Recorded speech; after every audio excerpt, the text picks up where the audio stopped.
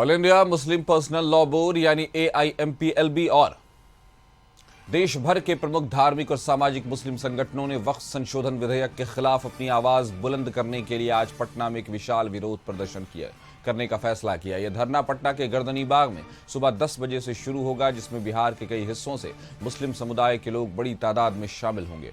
इस प्रदर्शन का मुख्य उद्देश्य वक्फ संशोधन विधेयक को लेकर मुस्लिम समुदाय के साथ हो रहे कथित अन्याय, भेदभाव और संवैधानिक अधिकारों के हनन के खिलाफ एकजुटता दिखाना है। आयोजकों का कहना है कि यह धरना न केवल इस विधेयक के खिलाफ विरोध का प्रतीक है, बल्कि बीजेपी की सहयोगी पार्टियों जैसे JDU, Lok Janshakti Party, Telugu Desam Party TDP और राष्ट्रीय लोकदल RLD को यह संदेश देने की कोशिश भी है कि वे इस विवादित बिल से अपना समर्थन वापस लें।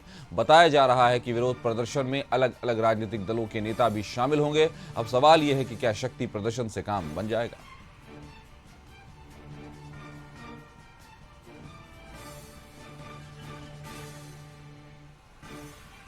इस खबर पर ज्यादा जानकारी के साथ हमारे सहयोगी गौतम हमारे साथ जुड़े हुए हैं। गौतम, मुस्लिम खासकर वक्फ बोर्ड बिल जो है उसके खिलाफ जिस तरह के प्रदर्शन और अब मुस्लिम संगठनों ने जिस तरह से बीड़ा उठाया है, पटना की सड़कें तय है कि उनसे भरने वाली हैं और कहीं ना कहीं एक संदेश देने की बात कही जा रही है उन पार्टियों को जो NDA की घटक दल है या बीजेपी की समर्थक है। क्या कहेंगे आप, किस तरह का मामला है? देखिए, वक्फ बोर्ड पर जो कहा जा सकता है कि जो बिल आने वाला है उस बिल को लेकर जो संसद में जो विवाद चल रहा है, चाहे विपक्षी पार्टियों से मुस्लिम संगठनों की तरफ से ये अपील करना कि वक्फ बिल पर वो समर्थन ना करे, कई ऐसे दलों के साथ उनकी नाराजगी भी चल रही है। चाहे नीतीश कुमार कहा जाए या बिहार की बात की जाए तो चिराग पासवान, क्योंकि NDA के वो हिस्सा है, सांसदों के साथ वो बिल पर जो है अपनी सहमति देंगे। अब इसी बिल को लेकर जो कहा जाता है कि all India Muslim personal law की तरफ से जो है आज पटना में भी जो है धरना दिया जाए और बड़ी संख्या में जो लोग हैं यहाँ पर पहुंचेंगे। लोगों का आना शुरू हो चुका है, मगर 10 बजे से ये पूरी जो है गतिविधियां शुरू हो जाएगी और जो संख्या रहेगी, हालांकि इससे भी पहले कई ऐसे समय को देखा गया है, चाहे वो वक्फ से जुड़ा हुआ विषय हो या कुछ ऐसे विषय जो मुस्लिम संगठन अपने विषयों को लेकर सरकार से मांगते हैं। एकता जो होती है वो बड़ी संख्या में दिखती है और लोग वहां पर जमा होते हैं। JPC की रिपोर्ट पर जो कहा जा सकता है कि इस वक्फ बिल को पास करने को लेकर पूरी तैयारी है, मगर ये धरना प्रदर्शन और सरकार को ये संदेश देना कि हम इस बिल के समर्थन में नहीं है और जो रिपोर्ट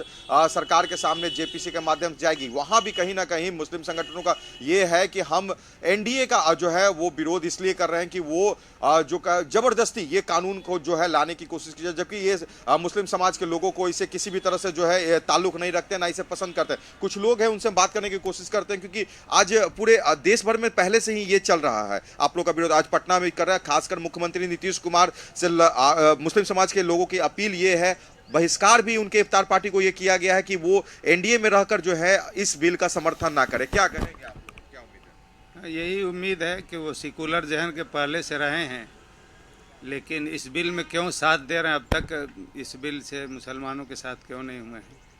तो शायद आज उनको मौका है कि मुसलमानों के एक बड़ी भीड़ आ रही है और उनसे बिहार की परिप्रेक्ष्य को अगर देखा जाए, पुराने इतिहास को देखा तो आंदोलन की धरती रही। आज यहाँ आप लोग आगाज कर रहे हैं, यहाँ से भी शुरुआत कर रहे हैं। क्या लगता है ये कितना रंग शुरुआत हो चुकी है, मगर यहाँ बिहार की धरती से आवाज कितना ऊपर जाएगा, क्योंकि संख्या बल बिहार में कई ऐसे कार्यक्रम हुए जहाँ पर अनियंत्रित भीड़ हो जाती है आप लोग, और ये हाँ, उम्मीद तो पूरी है और नहीं होगी तो इंशाअल्लाह इसके लिए जिद्दोजहद आदमी करता रहेगा, ऐसा नहीं है कि छोड़ देगा। इसलिए उम्मीद है कि नीतीश कुमार समझेंगे, पहले से सेकुलर जहन के आदमी हैं, उनसे उम्मीद ऐसी ही है। चिराग पासवान यही उम्मीद है, उन्होंने पहले भी जैसे वो पार्लियामेंट ज्वाइंट कमेटी में भेजने की बात की थी और उम्मीद है कि अब समर्थन भी देंगे हम लोगों का। क्या लगता है कि आप लोग की मांगे जिस तरह से सड़क तक जो खालिद भी थे तो उन्होंने गोधरा फसाद के मौके से इस्तीफा तक दे दिया था। ऐसी उम्मीद है कि पार्टी तो वही है, होना तो यही चाहिए। अब देखिए क्या करते हैं आज के बाद।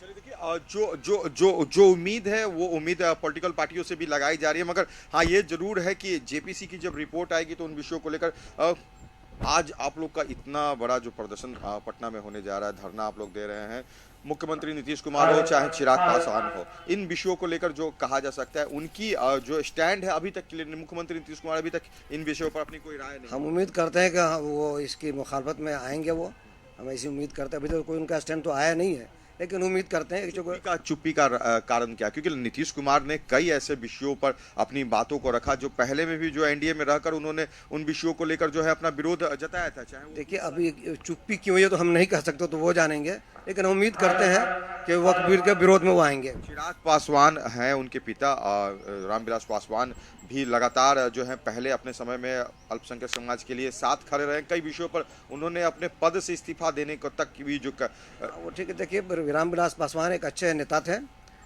हमें अफसोस है कि वो पहले चले गए, लेकिन उन लोगों का जो स्टैंड रहा है इंसाफ के लिए रहा है, इंसाफ की लड़ाई वो लड़ते रहे, हमें उम्मीद है कि इस इंसाफ की लड़ाई में वो हमारा साथ देंगे। चिराग पासवान को लेकर क्या है? चिराग पासवान की भी उम्मीद हम करते हैं कि वो हमारे साथ खड़े रहेंगे और वक्त बिल के विरोध में वो आएंगे, हम ऐसी उम्मीद करते हैं।